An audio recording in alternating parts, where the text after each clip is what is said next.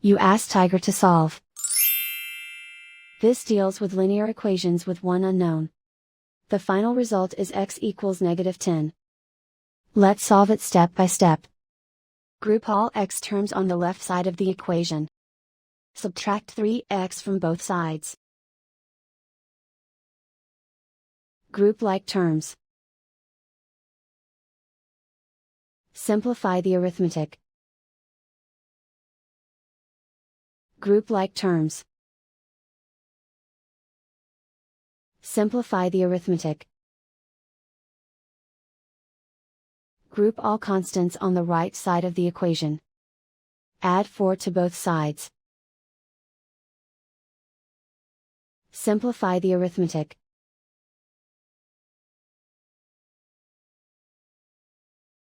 Convert the x into a positive number.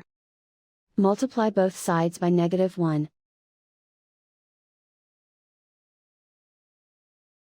Remove the ones. Simplify the arithmetic. And so the final result is x equals -10.